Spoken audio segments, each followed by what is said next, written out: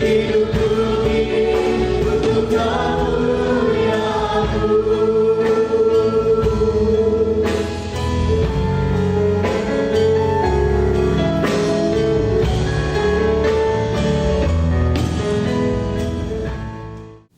nama Tuhan. Shalom saudara. Shalom. Sekali lagi shalom. Shalom. Selamat sore untuk kita semua. Selamat berjumpa kembali dalam kebaktian pendalaman Alkitab kita di sore menjelang malam hari ini. Mari saat ini saya yakin dan percaya saudara sudah mempersiapkan diri saudara untuk mengikuti ibadah. Untuk itu, mari sebelum kita masuk dalam penyembahan, saja kita semua tundukkan kepala kita satu dalam doa. Bapa di surga, kami mengucap syukur karena berkat penyertaan-Mu sampai saat ini kami boleh mempersiapkan diri kami Tuhan untuk kami boleh mengikuti ibadah pendalaman Alkitab di sore menjelang malam hari ini. Biarlah kiranya Engkau memberkati ibadah kami Tuhan. Biarlah kiranya Roh Kudus-Mu juga ada di tengah-tengah kami Tuhan. Roh Kudus-Mu Engkau jamah kepada setiap kami Tuhan. Biarlah kami semua boleh datang kepadamu Tuhan dengan segala penyembahan kami, dengan pujian kami Tuhan yang berkenan di hadirat-Mu. Terima kasih ya Tuhan. Biarlah ibadah ini Tuhan Engkau hadir di tengah-tengah kami Tuhan. Hadirat-Mu kami boleh rasakan ketika kami sungguh-sungguh menyembah dan memuji Engkau Tuhan. Terima kasih ya Tuhan, segala bentuk pekerjaan roh-roh jahat yang tidak berasal daripada-Mu, yang mau mencoba mengganggu ibadah kami mau ikat, kami patahkan, kami hancurkan di dalam nama Tuhan Yesus Kristus. Mari Tuhan Engkau tutup bungkus kami dengan kuasa darah-Mu Tuhan. Engkau yang memberkati ibadah ini dari awal hingga pada berakhirnya dengan baik. Terima kasih Tuhan, kami siap untuk menyembah-Mu di dalam nama Tuhan Yesus Kristus. Haleluya. Amin.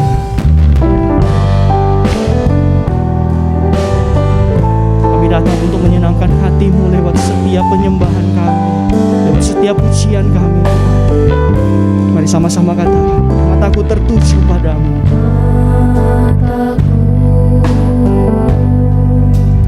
Tertuju padamu,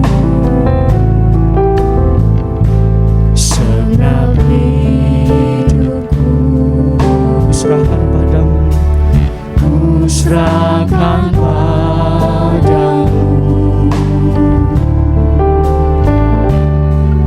Bimbing aku masuk rencana-Mu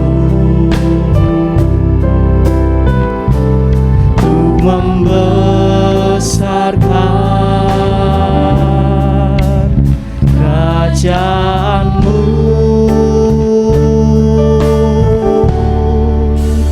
Ku mau mengikuti kehendak-Mu ya Bapa. Ku mau selalu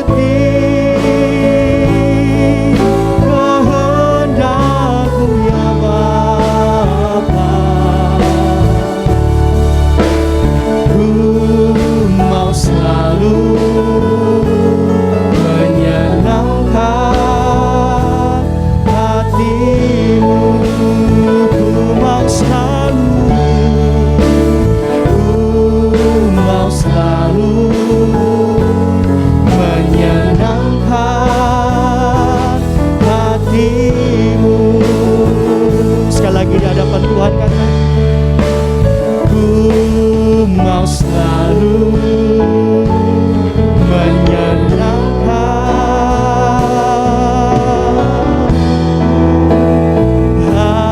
hatimu. Mari kita menyembah Tuhan. Kami mau selalu menyenangkan hatimu Tuhan, lewat setiap nyanyian kami, lewat setiap pujian kami Tuhan. Haleluya Yesus.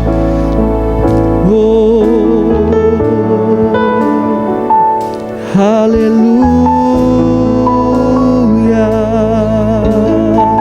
Mari saudara-saudara, sama-sama kita katakan, ku mau memujimu, ku selalu pujimu, ku mau menyembahmu, ku selalu sembahmu, kau yang layak terima semua pujian, kemuliaan hanya bagi Tuhan. Ku mau memujimu, ku mau memujimu, ku selalu pujimu, ku mau menyembahmu, ku selalu sembahmu,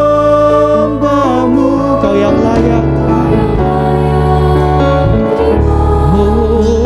Semua pujian, kemuliaan hanya bagi Tuhan. Ku mau memujimu, ku mau memujimu, ku selalu pujimu, ku mau menyembahmu, ku selalu sembahmu, kau yang layak terima semua pujian, kemuliaan hanya bagi Tuhan.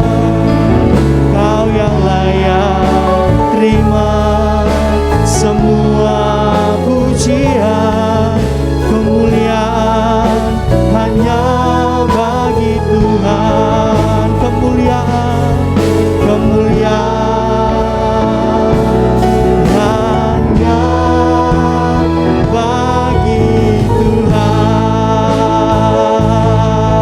haleluya. Berikan sorak-sorai bagi Tuhan kita. Segala kemuliaan hanya bagi nama-Mu Tuhan. Puji nama Tuhan.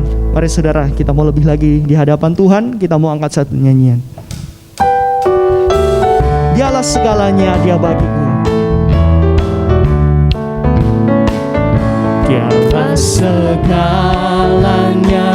Dia bagiku. Amin.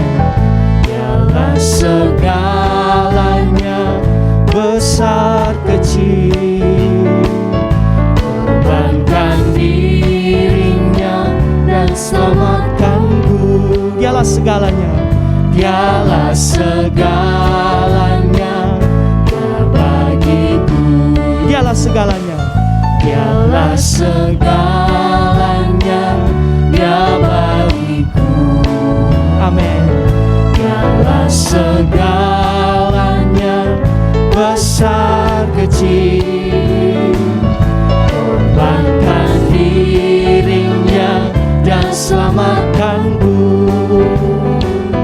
Dialah segalanya, Dia bagiku. Seperti air baru dari batu karang, dicicip air madu yang manis. Oh lihatlah, Tuhan Yesus baik, dicicip air madu yang manis. Dialah segalanya, Dialah segalanya, Dia bagiku. Dialah segalanya, besar kecil, korbankan dirinya dan selamatkanku, Dialah segalanya ya bagiku. Seperti air mani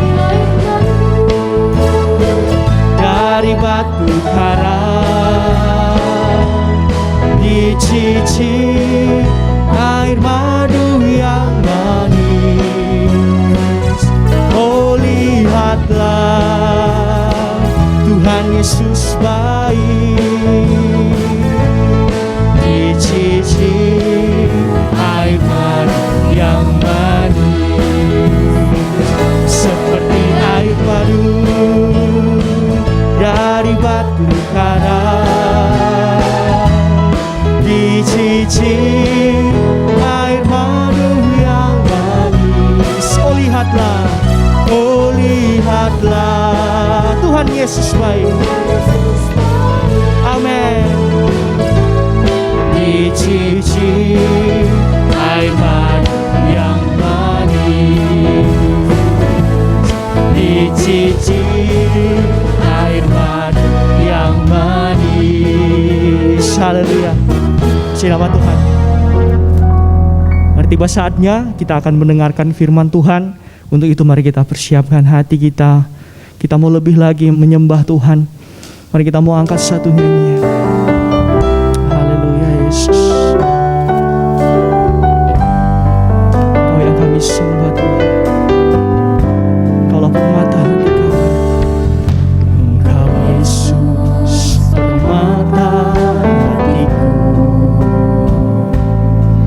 Engkau Yesus mutiara dalam jiwaku. Engkau Yesus harta dalam hidupku. Engkau Yesus segalanya bagiku. Engkau Yesus permata hatiku. Engkau Yesus permata hatiku. Engkau Yesus mutiara dalam jiwaku. Engkau Yesus harta dalam hidupku. Engkau Yesus segalanya bagiku. Kau ku sembah, kau ku sembah Yesus, kau Allahku. Kau ku sembah dengan sepenuh hati. Kau ku sembah Yesus, kau Tuhanku. Tiada lain yang layak disembah. Kau Yesus permata, Kau Yesus permata hatiku. Amin. Engkau Yesus mutiara dalam jiwaku. Engkau Yesus harta dalam hidupku. Engkau Yesus segalanya bagiku. Kau ku sembah Yesus, kau ku sembah Yesus, kau Allahku. Kau ku sembah dengan sepenuh hati. Kau ku sembah Yesus, kau Tuhanku. Amin. Tiada lain yang layak disembah. Kau ku sembah Yesus, kau ku sembah Yesus, kau Allahku. Kau ku sembah, oh, dengan sepenuh hati kami Tuhan. Kau ku sembah Yesus, kau Tuhanku. Tiada lain yang layak kami sembah. Oh, mari saudara sama-sama kita angkat tangan kita di hadapan Tuhan. Katakan, kau ku sembah Yesus, kau Allahku. Oh, kau ku sembah dengan sepenuh hati kami. sembah, Yesus kau Tuhanku. Amin. Tiada lain, Dialah yang disembah. Kau ku sembah, kau ku sembah, Yesus kau Allahku. Kau ku sembah dengan sepenuh hati. Kau ku sembah, Yesus kau Tuhanku. Tiada lain yang layak disembah, hanya Yesus, hanya Yesus yang layak disembah. Hanya Yesus yang layak disembah. Hanya Engkau yang layak kami sembah, kami puji dan kami agungkan Tuhan. Terima kasih Tuhan, terima kasih untuk penyertaan-Mu Tuhan, untuk jamahan-Mu Tuhan, untuk lawatan-Mu dalam setiap pujian dan penyembahan kami Tuhan. Kami yakin dan percaya kami boleh merasakan hadirat-Mu Tuhan di saat kami menyembah-Mu, di saat kami memuji-Mu Tuhan. Ini tiba saatnya Tuhan, kami akan mendengarkan firman-Mu Tuhan. Kami yakin dan percaya juga Tuhan, Roh Kudus-Mu Engkau sudah urapi kepada setiap kami Tuhan. Karena kami tahu Tuhan, Roh Kudus-Mu lah yang memampukan setiap kami untuk kami boleh memahami firman-Mu Tuhan. Terima kasih Tuhan, inilah yang menjadi doa kami. Kami siap untuk mendengarkan firman-Mu di dalam nama Tuhan Yesus Kristus. Haleluya. Amin. Puji Tuhan, kita bertemu lagi di ibadah pendalaman Alkitab hari ini, dan bersama istri saya sampaikan Shalom. Puji Tuhan, Tuhan Yesus memberkati kita sekalian. Kita akan membaca bersama-sama Wahyu 5 ayat 9 dan ayat 10. Dan mereka menyanyikan suatu nyanyian baru, katanya, Engkau layak menerima gulungan kitab itu dan membuka meterai-meterainya, karena Engkau telah disembelih dan dengan darah-Mu Engkau telah membeli mereka bagi Allah dari tiap-tiap suku dan bahasa dan kaum dan bangsa. Dan Engkau telah membuat mereka menjadi suatu kerajaan dan menjadi imam-imam bagi Allah kita, dan mereka akan memerintah sebagai raja di bumi. Ya, puji Tuhan.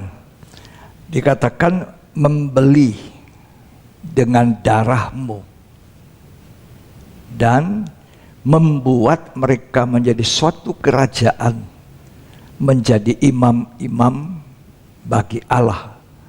Jadi imam-imam itu bagi Allah, imamat kita bagi Allah, bukan bagi siapa-siapa, ya, tapi bagi Allah.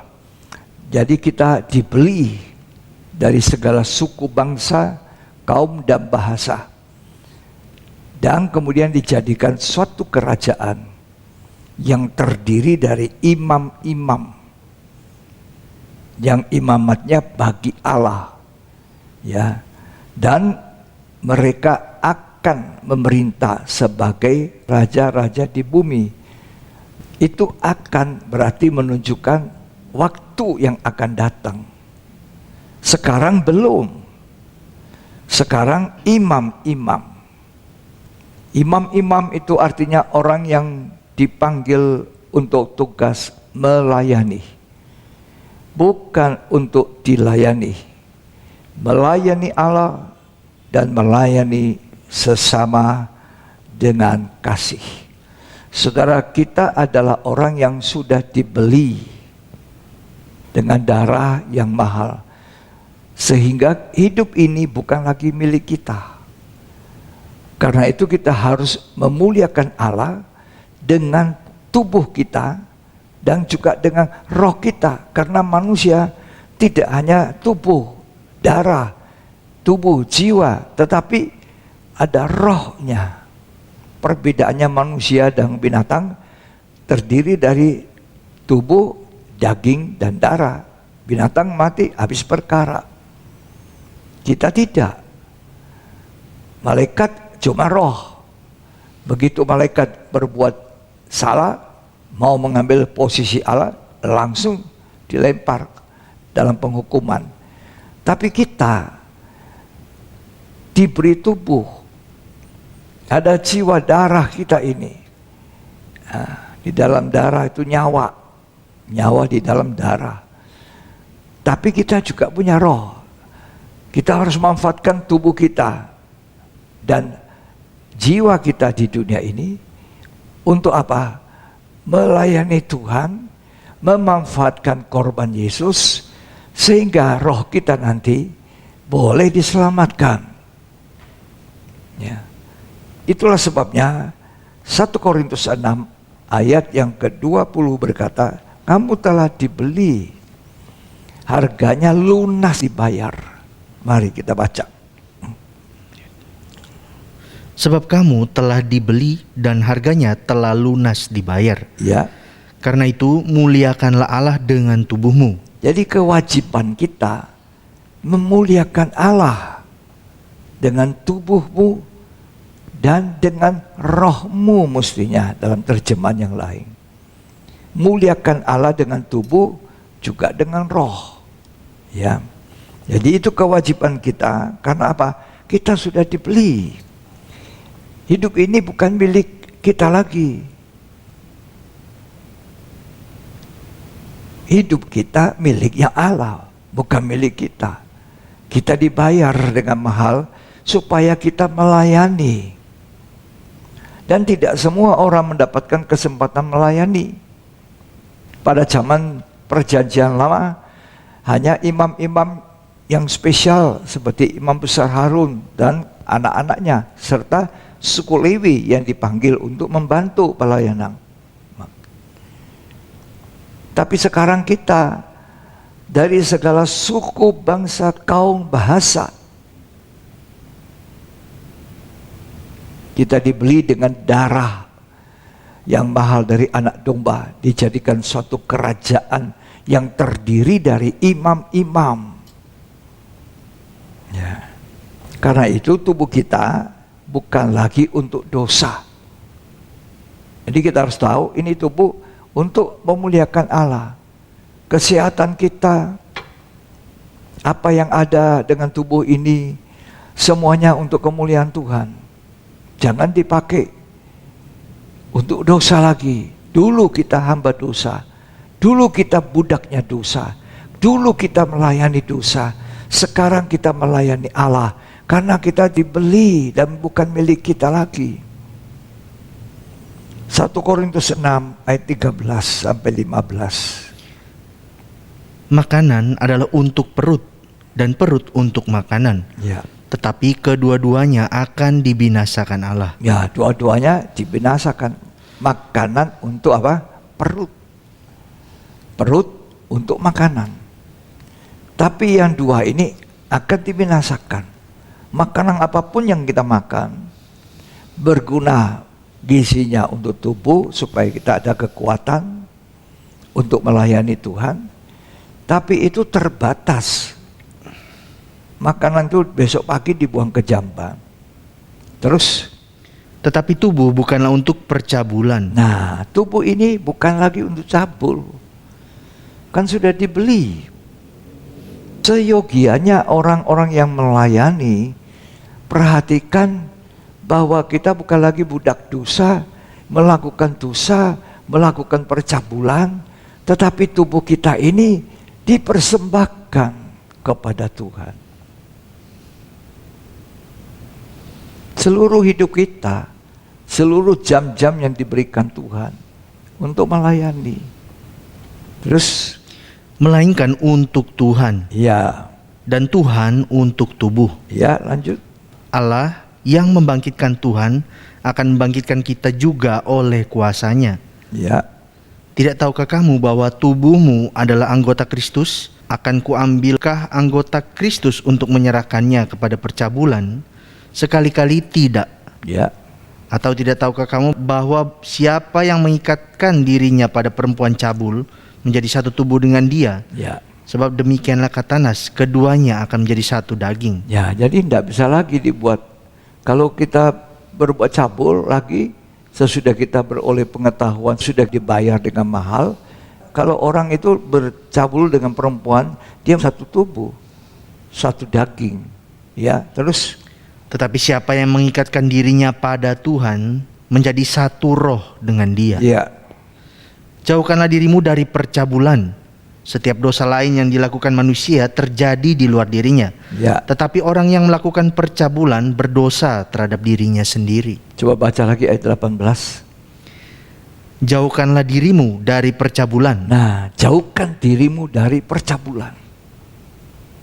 Terjemahan lain, larikan dirimu. Lari. Bukan menjauh. Kalau menjauh itu pelan-pelan. Kalau lari itu lari. Memang lari meninggalkan. Jadi larikan dirimu dari percabulan. Lari. Contohnya siapa? Yusuf. Yusuf di rumah Potifar. Yusuf ini adalah anak daripada Yakub yang disayang. Yusuf ini diberi pakaian jubah yang indah oleh ayahnya. Tapi sekalipun seperti itu, Yusuf juga tidak dimanja. Dia membantu ayahnya menggembalakan kambing domba. Umur berapa? 17. Tidak dimanja. Ayo kerja sama-sama dengan 10 saudaramu. Nah, ketika dia melihat kejahatan saudara-saudaranya, itu dilapori kepada ayahnya. Apakah tujuannya Yusuf itu mengambil hati Yakub? Tidak.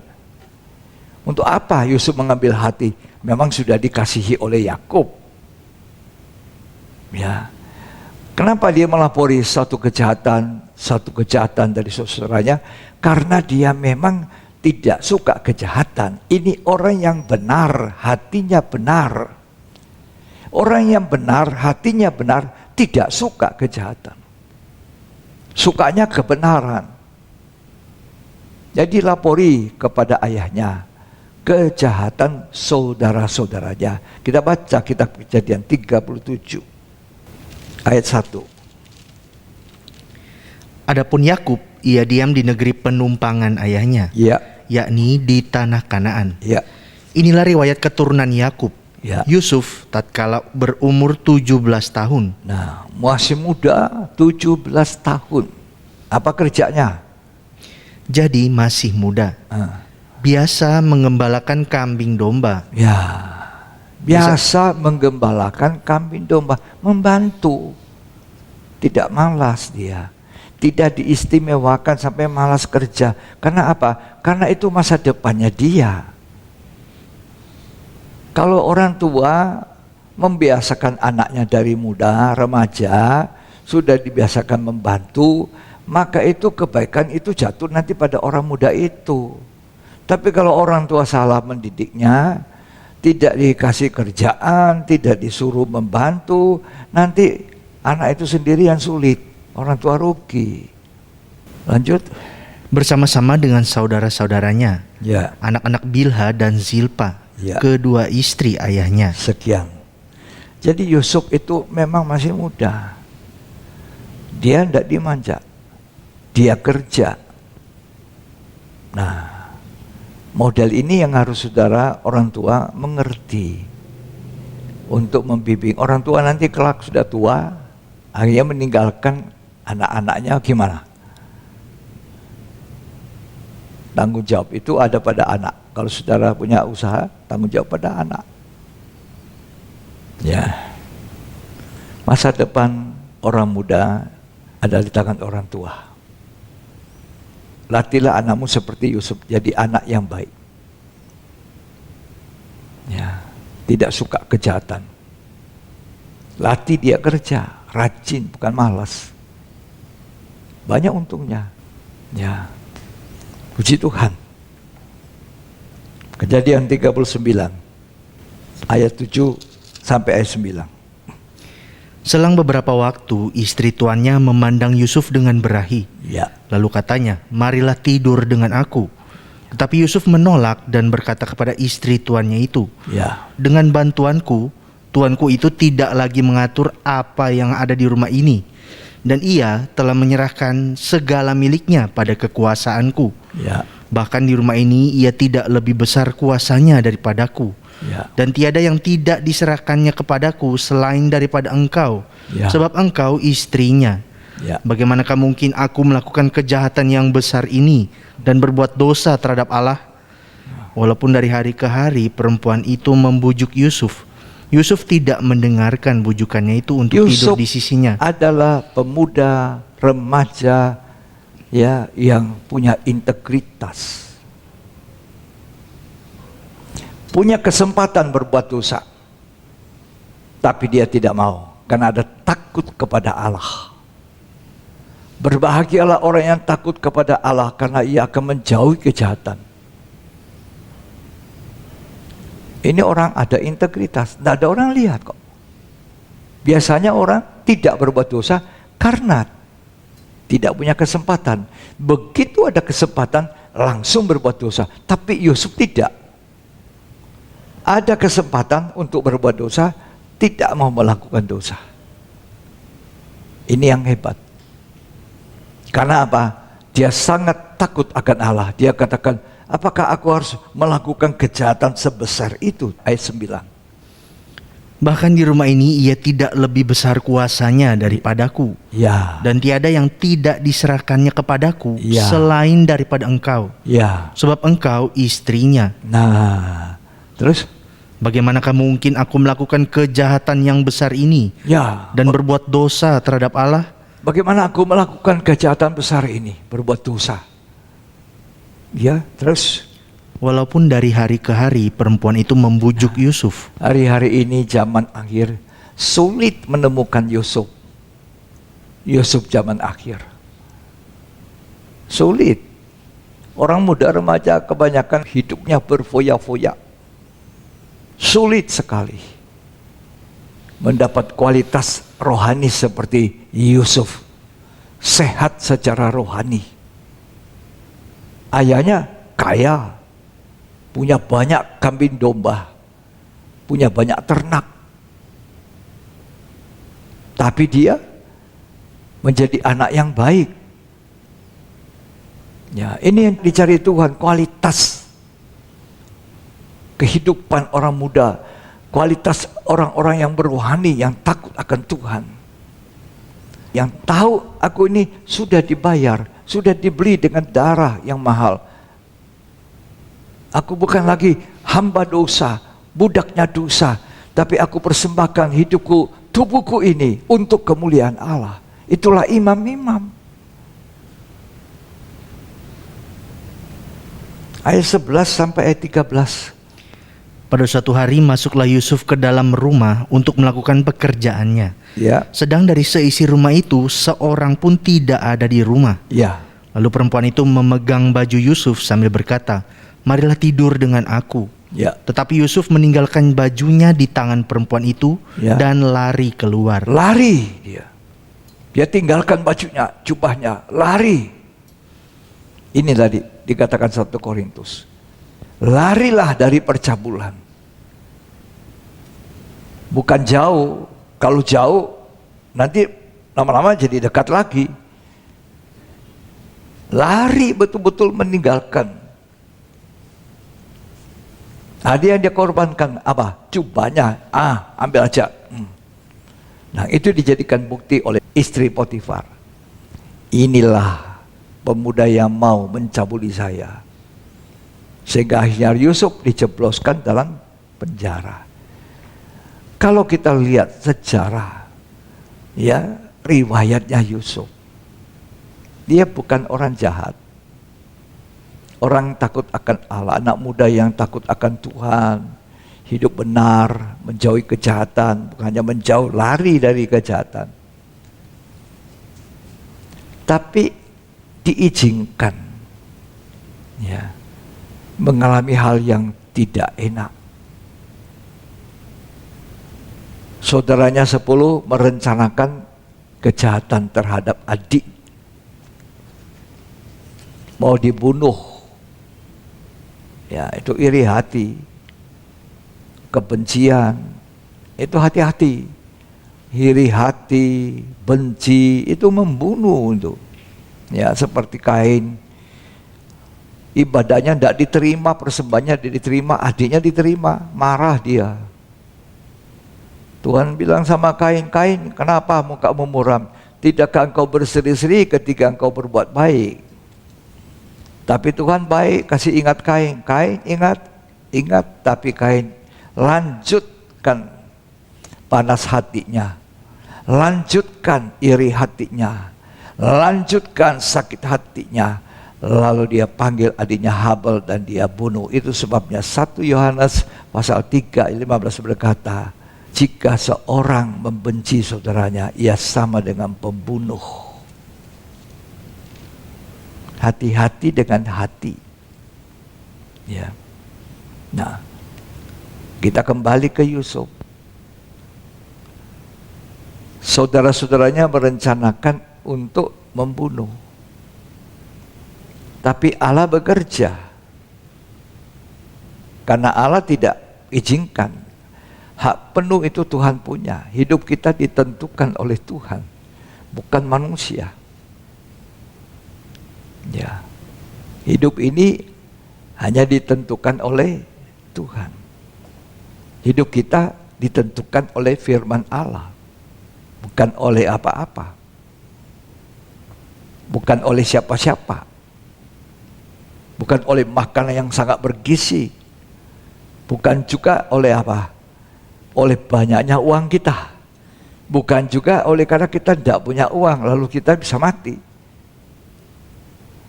Orang mati itu seizin Tuhan. Tanpa seizin Tuhan tidak. Nah, hidup kita ditentukan oleh Tuhan. Akhirnya ada saudaranya mengatakan, kita masukkan saja di sumur kering dulu. Jadi masuk sumur kering. Kemudian lewat musafir, lebih baik kita jual. Nah, dijuallah dia ke musafir. Sampailah dia di rumah Potifar. Ini perjalanan hidupnya Yusuf sudah dirancang oleh yang merancang. Siapa? Yang memiliki hidup. Siapa dia? Tuhan, semesta alam. Kalau kita sekarang kita kenal Allah yang telah menjadi manusia, kemudian menjadi korban, mati di atas kayu salib, membayar kita. Sehingga hidup ini bukan lagi milik siapa, bukan milik aku, juga bukan miliknya siapa-siapa, miliknya Tuhan.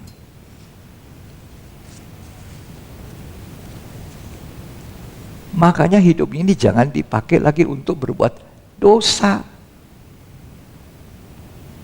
Nah, apa Yusuf mati dibunuh? Tidak, cuma jubahnya saja dicelup dalam darah binatang yang saudaranya sembelih supaya itu jadi bukti untuk Yakub. Papa, ini Yusuf, kita dapat dia sudah mati diterkam binatang. Ini buktinya jubahnya, berlumuran darah. Sementara Yusuf sampai di rumah Potifar, karena memang dasarnya sudah terlatih di rumah ayahnya Yakub, jadi orang benar, orang baik dia, rajin. Coba kalau dia di rumah ayahnya, ayah orang kaya ini, manja, tidak mau kerja, tidak menggembalakan kambing ternak ayahnya. Nah, kan bagaimana dia bisa menjadi orang yang disukai oleh Potifar? Di rumah Potifar dia sangat teliti, telaten, kerjanya betul-betul, tanggung jawab betul-betul. Nah, Tuhan mau kita seperti itu, kerja, teliti, bertanggung jawab.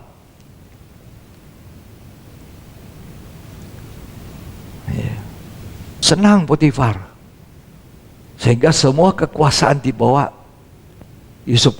Kamu semua ya, urus saja semua, kecuali istri saya. Istri saya itu tidak boleh ya, itu milik saya. Yang lain semua di bawah kekuasaanmu. Itu di rumah Potifar. Ya, tolong dibaca itu. Dia punya integritas. Contoh yang baik. Kejadian 39 ayat 1. Adapun Yusuf telah dibawa ke Mesir, dan Potifar, seorang Mesir, pegawai istana Firaun, kepala pengawal raja, membeli dia dari tangan orang Ismail yang telah membawa dia ke situ. Tetapi Tuhan menyertai Yusuf. Nah, orang disertai Tuhan. Ini Yusuf. Karena benar. Kalau kita hidup benar, Tuhan menyertai kita. Immanuel. Allah menyertai. Terus Sehingga ia menjadi orang yang selalu berhasil dalam pekerjaannya. kalau kita seperti Yusuf, kita dijamin oleh Tuhan. Pekerjaan kita selalu berhasil. Karena Tuhan yang mau buat berhasil. Karena Tuhan yang memberkati. Lanjut. Maka tinggallah ia di rumah tuannya, orang Mesir itu. Setelah dilihat oleh tuannya bahwa Yusuf disertai Tuhan, dan bahwa Tuhan membuat berhasil segala sesuatu yang dikerjakannya, maka Yusuf mendapat kasih tuannya, dan ia boleh melayani dia. Kepada Yusuf diberikannya kuasa atas rumahnya, dan segala miliknya diserahkannya pada kekuasaan Yusuf. Sejak ia memberikan kuasa dalam rumahnya dan atas segala miliknya kepada Yusuf, Tuhan memberkati rumah orang Mesir itu. Gara-gara Yusuf, orang Mesir ini diberkati. Lah kalau gara-gara kita, tempat di mana kita mengabdi bekerja di dunia ini, tempat itu bisa diberkati karena kita menjadi berkat. Tuhan memanggil kita menjadi berkat. Terus Karena Yusuf, sehingga berkat Tuhan ada atas segala miliknya, ya, baik yang di rumah maupun yang di ladang. nah, Segala miliknya diserahkannya pada kekuasaan Yusuf. ya, Dan dengan bantuan Yusuf, ia tidak usah lagi mengatur apapun ya. selain dari makanannya sendiri. Ini jadi berkat. Tuhan panggil kita untuk jadi berkat. Kalau kita kerja dengan baik, hidup dengan benar, menjauhi kejahatan, pakai tubuh ini memang menjadi imam. Ada orang menyerahkan hidup jadi hamba Tuhan, full time saya kepada Tuhan. Ada orang kerja di dunia, di bisnisnya, tapi kalau engkau disertai Tuhan karena engkau menjauhi kejahatan, punya tipe-tipe karakter seperti Yusuf, engkau jadi berkat, jangan jadi sandungan. Bahwa itu orang pagi siang malam di gereja, tapi kerjanya ndak karu-karuan, malah uang saya ini dibohongi ini. Itu kan tagih tapi ndak nagih semuanya, dimasuk kantong sebagian. Jadi aparat pemerintah, ya ternyata dia menggelapkan uang negara. Jangan. Jadi pelayan di gereja, kerja dengan baik, tanggung jawab semua secara teliti. Selalu dicek kembali. Ya. Jadi Yusuf ini diberkati Tuhan karena punya integritas. Punya hadirat Tuhan. Penyertaan Tuhan ada. Saya ingat ketika saya baru bertobat, lahir baru, ya sudah lama, saya aktif di gereja. Saya pegang uang, jadi bendahara, ya. Tapi kalau ada tidak balance, kurang selisih, zaman itu 25 perak saja, ya 25 rupiah aja. Saya cari sampai dapat.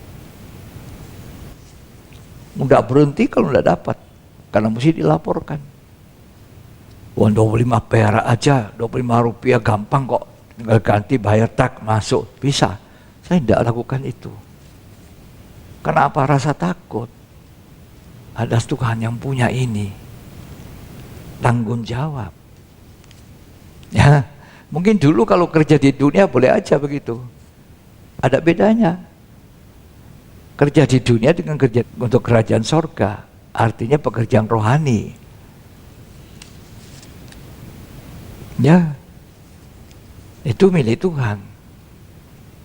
Uang yang kita pegang itu miliknya Tuhan. Nah, kalau kita diberi tanggung jawab itu, tanggung jawab dengan benar.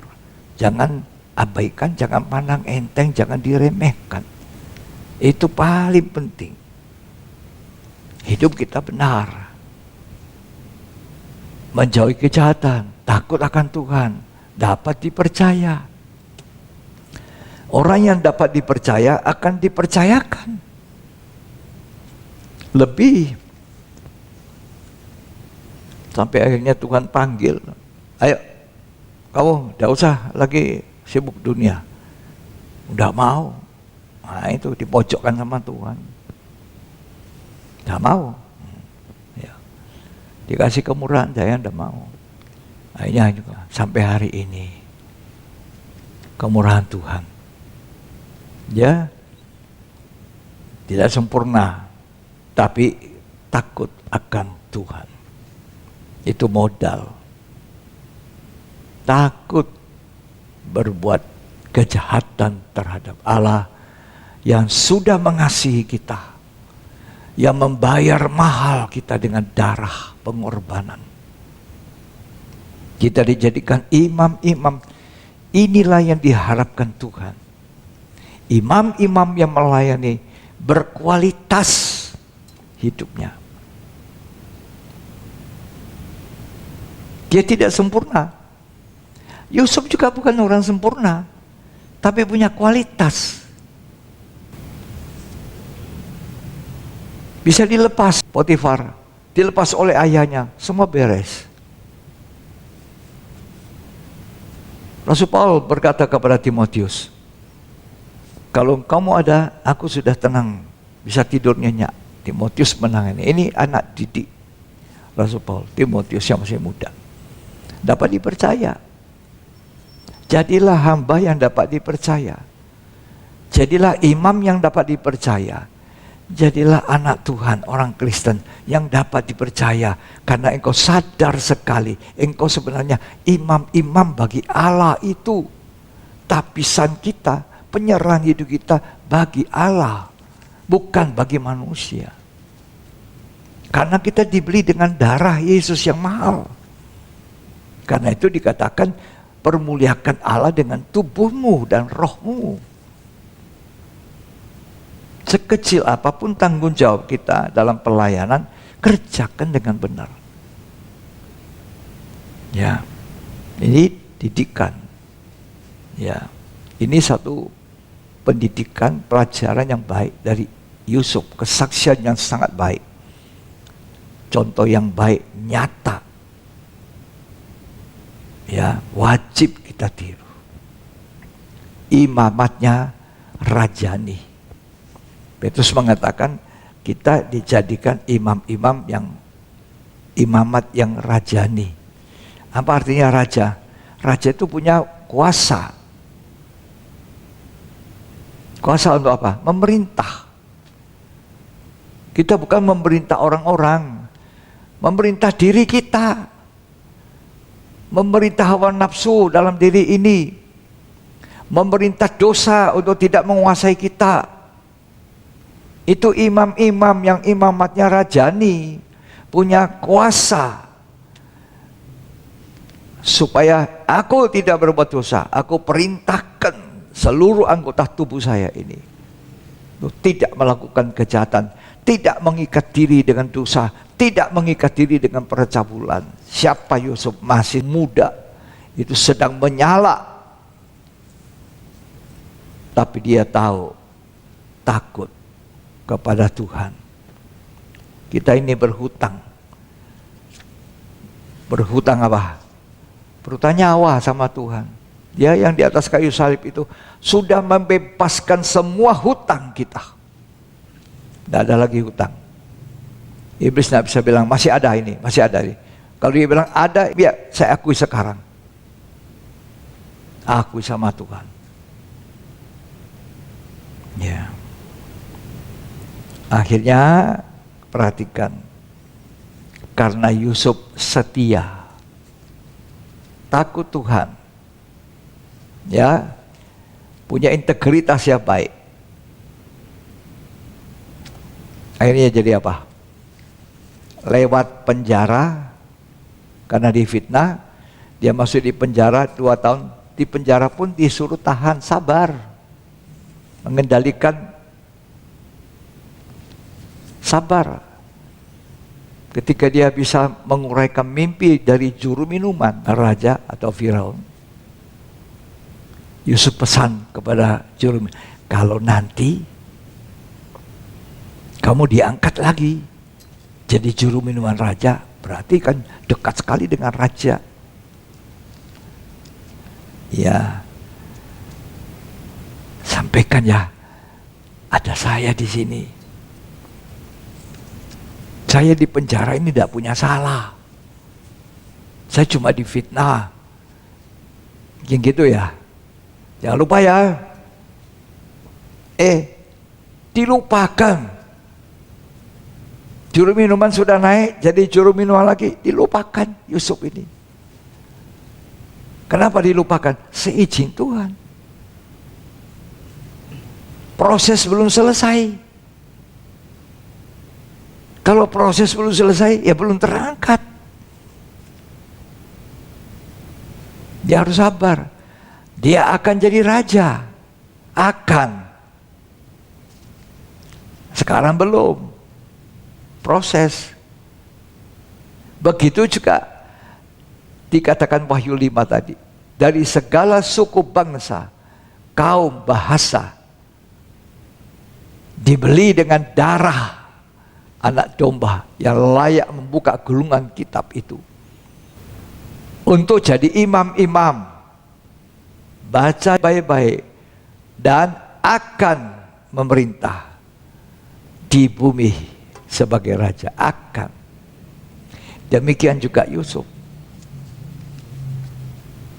Selama dia dalam proses di penjara itu pun, dia tetap tidak berubah sikap hidupnya. Tambah dewasa, ya, disukai oleh kepala penjara. Segala kekuasaan ada di tangan Yusuf. Di dalam penjara itu, kunci, dia pegang. Bisa aja dia lari, dia tidak lari. Ini orang yang punya integritas. Akhirnya apa? Firaun mimpi. Panggil orang-orang pinter. Tidak ada yang bisa uraikan mimpi Firaun. Siapa yang dipanggil? Baru juru minuman ingat. Hari ini aku berdosa. Baru aku nyatakan dosaku.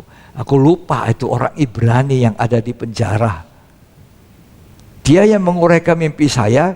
Sehingga nanti saya 3 hari lagi katanya akan diangkat jadi juru minuman. Sekarang aku jadi fakta. Oh, Firaun panggil itu. Maka Yusuf dipanggil. Firaun menceritakan mimpinya. Yusuf bilang, oleh karena Allah yang mengaruniakan kepadaku, aku bisa mengurai. Sampai seperti itu rendah hatinya Yusuf. Bukan aku yang menguraikan, Allah.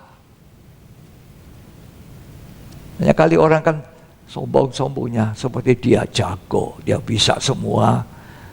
Ya, seorang imam-imam bukan waktunya cari pujian.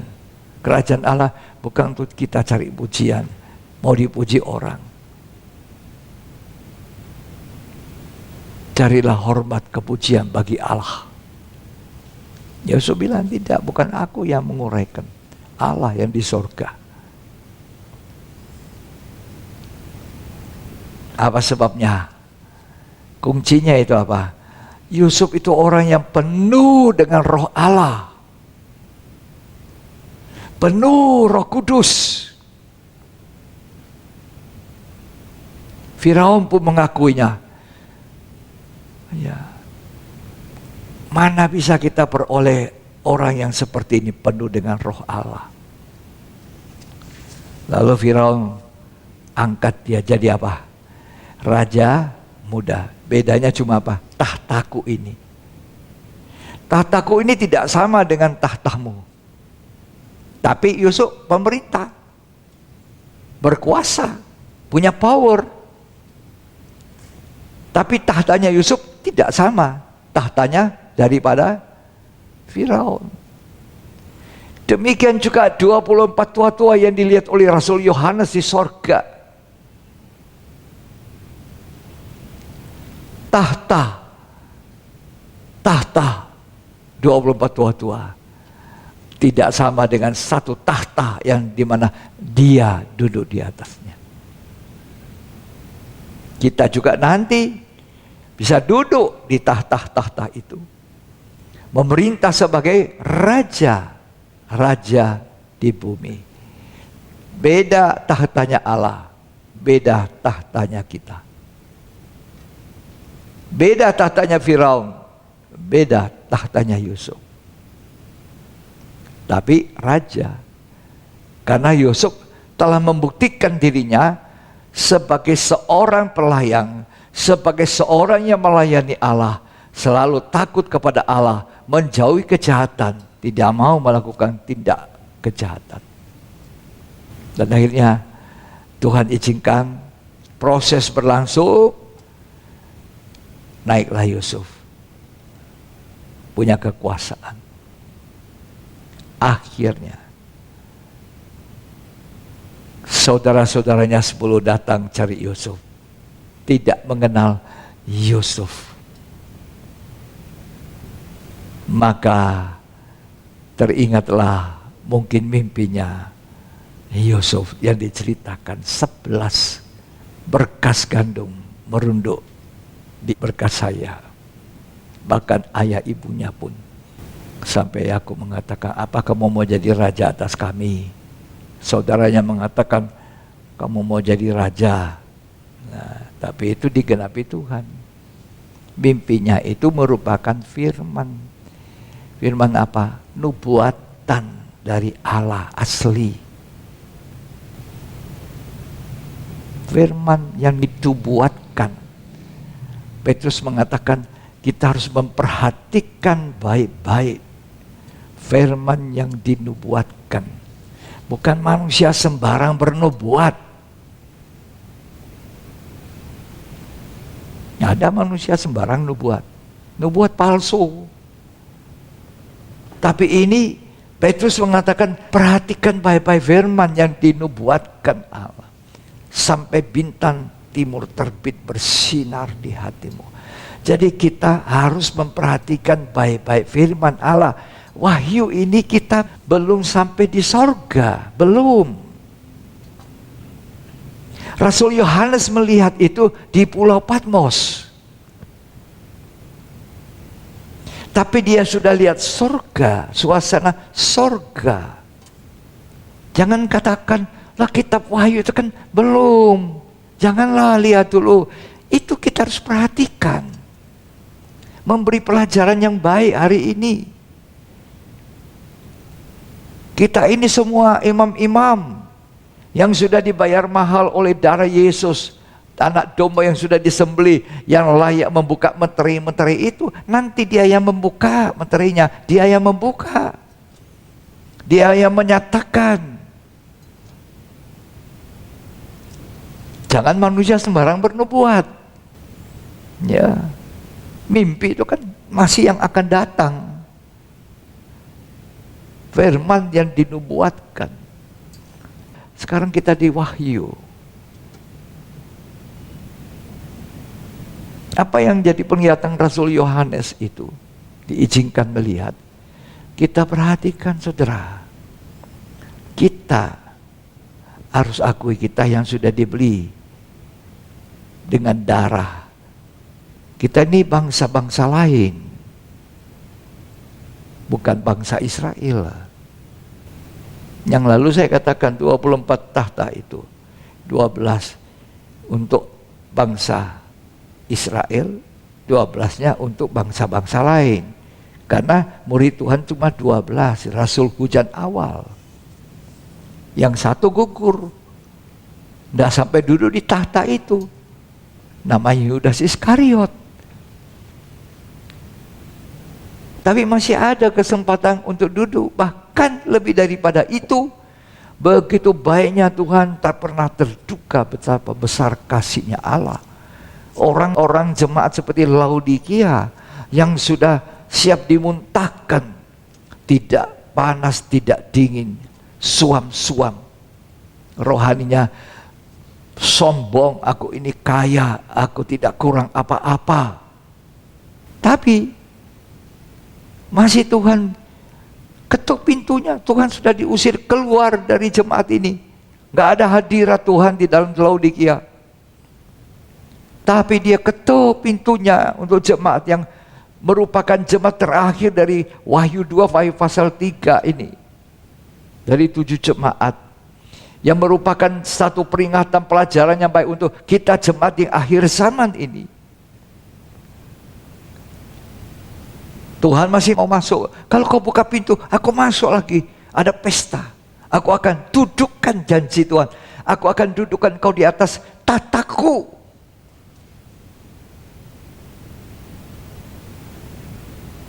Asal bertobat. 5 dari 7 jemaat suruh bertobat. Bertobat, jangan saudara katakan, aku sudah bertobat 50 tahun yang lalu. Sekarang pun tidak usah bertobat. Setiap hari kita introspeksi diri kita. Apa kita kehilangan kasih mula-mula? Apa kita malah ini bukan dengan cinta kepada Tuhan? Tidak menyala cintanya, tidak berapi-api lagi. Apakah kita seperti Laodikia yang sudah suam-suam kuku? Tapi dari semua 5 jemaat ini Tuhan sudah apa? Bertobat. Kita pun harus bertobat setiap hari. Harus ada di hadirat Tuhan. Menjaga kekudusan kita. Takut akan Allah. Tuhan beri kesempatan. Supaya apa nanti yang dilihat Rasul Yohanes itu? Mereka dari segala suku, bangsa, kaum, bahasa akan menjadi raja di bumi, akan di dalam kerajaan damai 1000 tahun bersama Tuhan memerintah, yang tidak menyembah binatang dan patungnya, yang tidak memakai cap pada dahi dan lengannya, memerintah sebagai raja, yang masuk dalam kebangkitan pertama. Orang yang mati dalam Tuhan, yang mati benar, ya, pada sangkakala bunyi masuk, naik, bangkit, kebangkitan pertama, duduk memerintah sebagai raja. Kata Wahyu pasal 20. Ya. Nah, kita lihat kembali ke Yusuf. Baca dulu itu kitab Kejadian. Kejadian 41 ayat 37. Usul itu dipandang baik oleh Firaun dan oleh semua pegawainya. Ya. Lalu berkatalah Firaun kepada para pegawainya, mungkinkah kita mendapat orang seperti ini? Seorang yang penuh dengan roh Allah? Penuh roh Allah. Kalau saudara penuh Roh Kudus, saudara bisa jadi Yusuf di zaman akhir. Penuh Roh Kudus. Dan akan menerima curahan Roh Kudus. Kegerakan hujan Roh Kudus akhir zaman. Pencurahan terakhir. Terus? Kata Firaun kepada Yusuf, oleh karena Allah telah memberitahukan semuanya ini kepadamu, ya, tidaklah ada orang yang demikian berakal budi dan bijaksana seperti engkau. Ya. Engkaulah menjadi kuasa atas istanaku. Yang kau menjadi kuasa atas istanaku. Dan kepada perintahmu seluruh rakyatku akan taat. Kepada perintah kamu seluruh rakyat harus taat. Wah, ini penguasa. Ya, terus? Hanya tahta inilah kelebihanku daripadamu. Nah, jadi tahtanya beda. Ini tahta kelebihan saya. Beda dengan tahtamu Yusuf. Terus? Selanjutnya Firaun berkata kepada Yusuf, dengan ini aku melantik engkau menjadi kuasa atas seluruh tanah Mesir. Ya, dengan ini aku melantik engkau. Akhirnya Yusuf jadi apa? Raja. Ketika umur 17 diberi penglihatan dalam mimpi, itu belum proses berjalan. Usia 30 tahun Yusuf jadi raja muda. Hidup kita ini proses berjalan dengan Roh Kudus, takut akan Allah. Akhirnya semua orang harus tunduk kepada Yusuf. Ya, demikian juga kita harus belajar untuk setia, patuh, taat kepada Tuhan yang sudah membeli kita dengan darah yang mahal. Ya, kembali nanti akan memerintah, belum. Sekali lagi kita kembali baca Wahyu 5 ayat 9-10. Dan mereka menyanyikan suatu nyanyian baru, katanya. Ya. Engkau layak menerima gulungan kitab itu, Ya. dan membuka meterai-meterainya. Ya. Karena engkau telah disembelih, dan dengan darahmu engkau telah membeli mereka bagi Allah, Ya. dari tiap-tiap suku dan bahasa dan Ya. kaum dan bangsa. Ya. Dan engkau telah membuat mereka menjadi suatu kerajaan, Ya. dan menjadi imam-imam bagi Allah kita. Ya. Terus Dan mereka akan memerintah sebagai raja di bumi. akan memerintah sebagai raja di bumi. Di mana itu? Ya, Wahyu pasal 20. Dalam kerajaan 1000 tahun damai di bumi. Hari perhentian besar. Puji Tuhan. Ya. Jadi kita menuju ke sana, akan ada tahta-tahta di sorga yang tersedia. Ini gambarannya, tahtanya Firaun. Tapi Firaun bukan Allah ya. Tahtanya Firaun tidak sama tahtanya Yusuf. Tapi Yusuf diangkat jadi raja. Jadinya akan menjadi raja. Kita akan menjadi raja. Tapi kita harus membuktikan bahwa kita ini bisa dipercaya. Kita takut akan Tuhan. Kita adalah orang yang selalu mau punya integritas di mana. Tidak ada orang lihat. Siapa yang mau lihat Yusuf? Sekarang buat dosa saja. Siapa yang lihat? Tidak ada toh. Tapi dia tidak mau. Hebat ini. Ya, kiranya Tuhan memberkati kita. Perhatikan, kita akan menjadi raja, tapi belum. Berjuanglah. Masuk pintu yang sesak sempit, melewati banyak kesulitan mungkin seperti Yusuf. Tapi Tuhan janji satu hari kelak memerintah sebagai raja di bumi. Tuhan Yesus memberkati.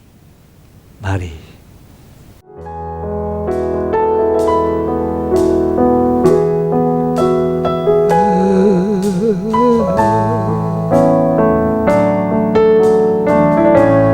Peganglah tanganku, Roh Kudus, setiap hari.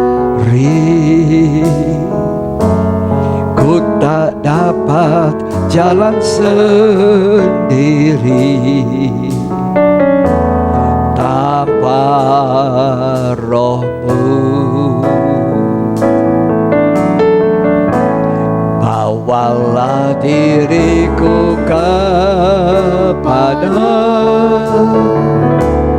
jalan kebenaran,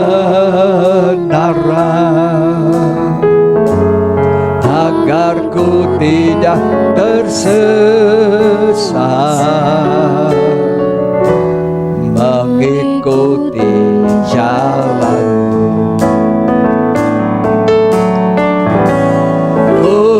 Kudus, kudus Tuhan, kudus nama-Mu.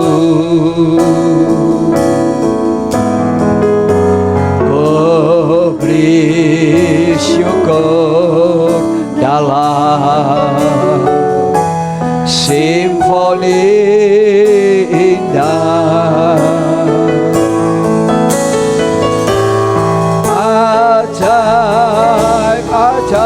ajaib Tuhan, ajaib nama-Mu,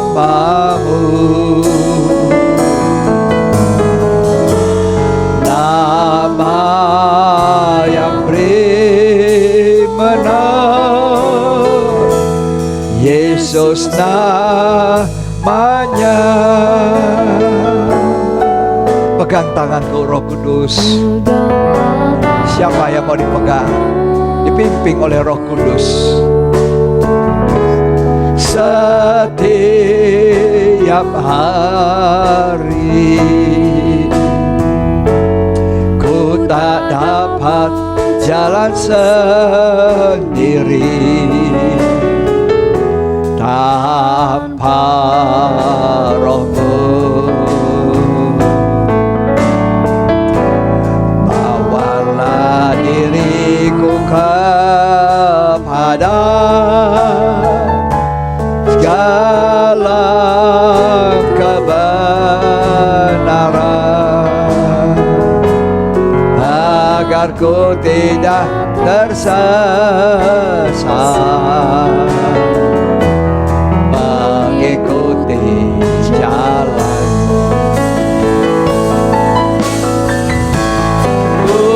Kudus, kudus Tuhan, kudus nama-Mu.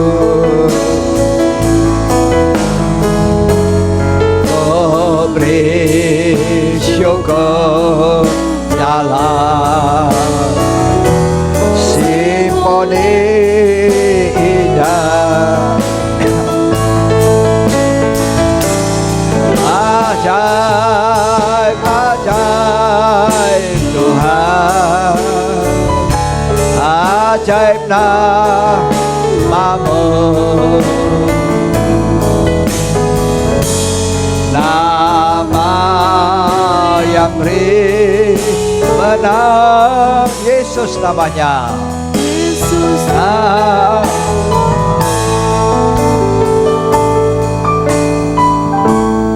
Mari kita minta Roh Kudus pegang. Seperti Yusuf, dia lulus, dia lolos dari mulut singa.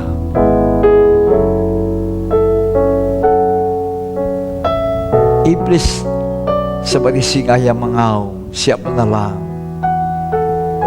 Ketika tidak ada orang, itulah saatnya Yusuf mau dimangsa oleh singa, iblis.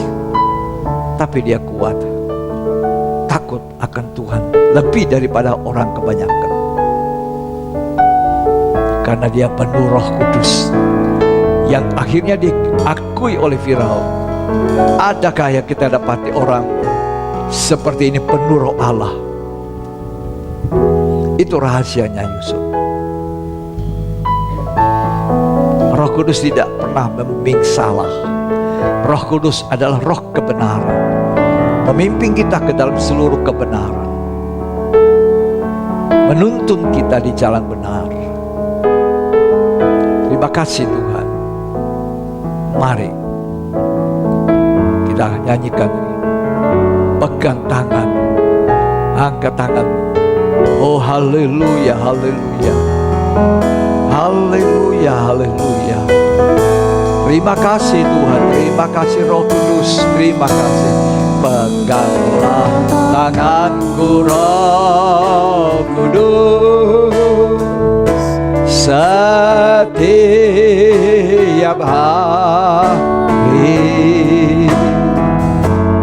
ku tak dapat jalan sendiri tanpa Roh-Mu Tuhan, tanpa Roh-Mu. Amin. Bawalah diriku kepada jalan kebenaran,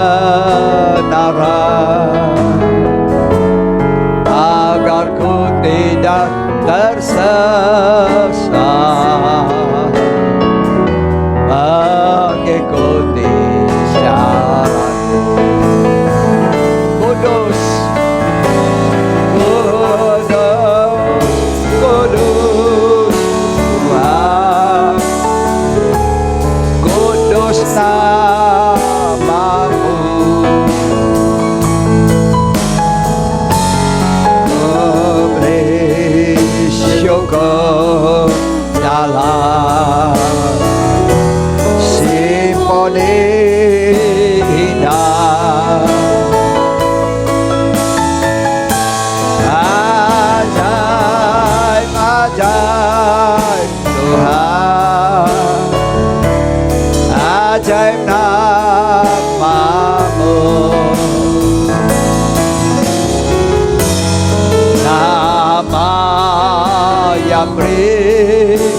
Nah, Yesus namanya.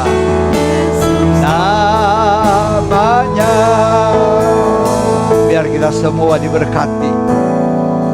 Perhatikan firman yang dinubuatkan oleh Allah melalui nabi-nabinya. Perhatikan sampai bintang timur terbit bersinar. Kita wahyu akan jadi nanti. Tapi apa yang dinubuatkan Allah melalui nabinya itu akan jadi. Kita semua akan menjadi raja. Raja yang memerintah bersama raja di atas segala raja. Setialah, hidup dalam kebenaran, kesucian, takut akan Tuhan, melayani Allah dengan cinta, kasih yang hangat sampai akhir, setia sampai dapat mahkota yang dijanjikan Allah. Terima kasih Tuhan. Kudus, mari kita semua angkat tangan doa-doa. Kudus namamu Tuhan. Namamu, ku beri syukur,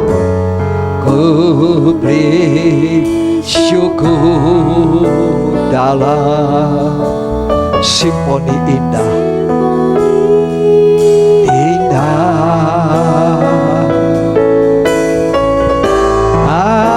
Ajaib Tuhan, ajaib namamu,